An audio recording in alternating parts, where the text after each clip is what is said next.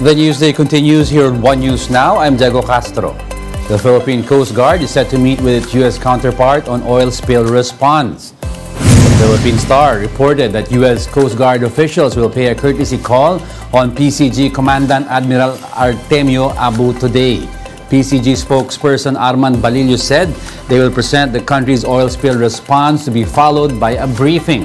Balillo added that it will be up to the USCG officials what kind of assistance they would extend to help contain the oil spill.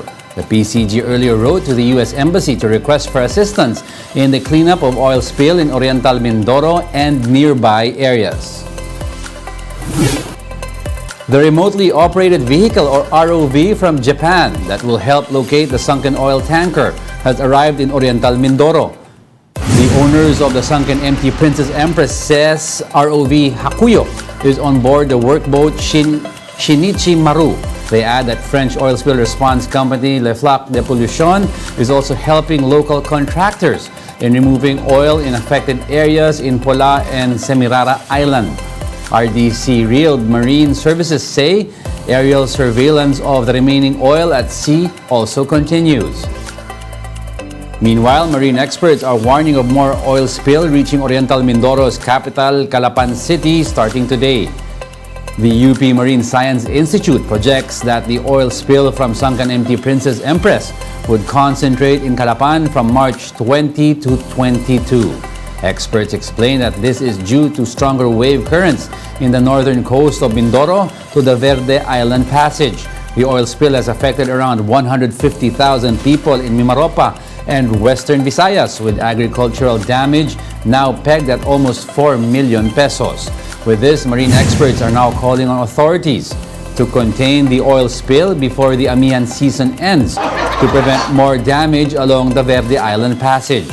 The VIP is a strait located between Mindoro and Batangas and is home to what is recognized as one of the most productive ecosystems in the world. Experts note that the northeast monsoon has helped control the slick, but the oil has started to spread northwards because of varying wind patterns. Pagasa noted that the Amihan season is expected to end in mid-March. Calapan City is now bracing itself after marine experts warn that more oil spill may reach the waters of Oriental Mindoro's capital city. Calapan Mayor Malu Morillo says he's met with local agencies on how to contain the spill as more oil threatens to contaminate their waters. This as he expressed concerns about the local agricultural scene as Calapan is now in its harvest season. The mayor says that while they have yet to evacuate residents, locals are now readying improvised floaters and monitoring the spillage. Ito mga barangays namin, nagpadala po ng empty bottle, gagamitin namin as floater. Kasi before that po, kami po yung nagpapatrol sa boundaries ng Nauhan at Calapan and even in Nauhan to check on the oil spill. Nakahanda na po ang aming CFWD, ang aming CDRRMO, at ang aming po City Health Office para po sa assistance sa food forward. Ganon din po ang CPRT namin para sa livelihood ng mga affected areas. We'll be back with more stories after the break. Keep it here on One News.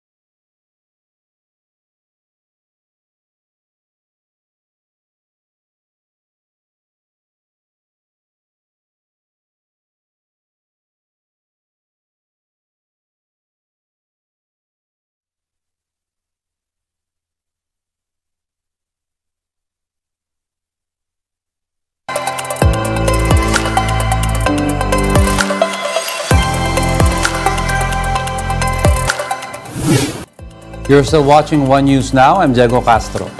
House Speaker Martin Romualdez says Senate President Mig Zubiri is open to their proposed charter change. According to Romualdez, Zubiri assured him that he will keep an open mind on economic reforms through constitutional amendments. The House leader added that he hopes other members of the upper chamber will have the same mindset. The Senate is waiting for the report of House Committee on Constitutional Amendments and Revision of Codes for appropriate plenary action.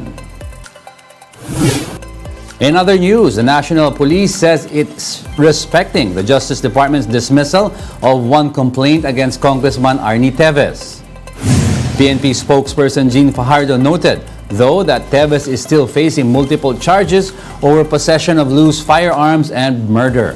The Justice Department junked one illegal possession of firearms complaint against Teves due to lack of evidence. Nauna na dito, 3 counts of murder din ang isinampa ng CIDG labang kay Congressman Teves at iba pa.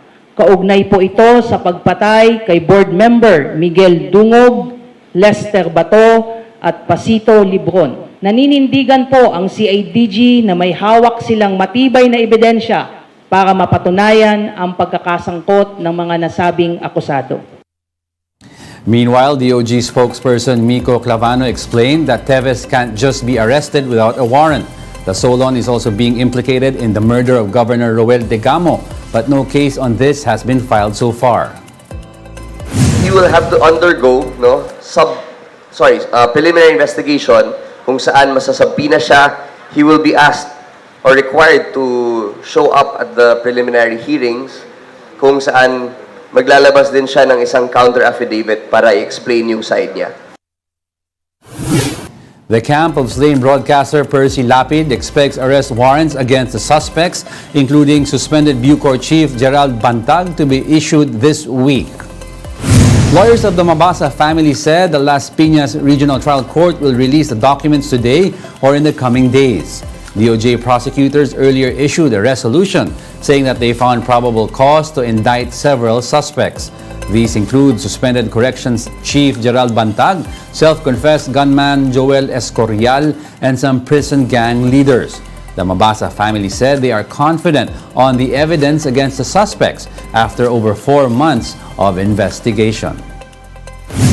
In a way, whatever will be it, we are prepared for any eventuality, and because sabi ng mga abogado namin na map out naman namin ng mga plan, and every twist and turn na meron man mangyayari ay we can respond immediately. And those are the top stories of the hour. Join us again at 9:45 a.m. as we continue to monitor the day's biggest stories. I am Diego Castro. We are One News.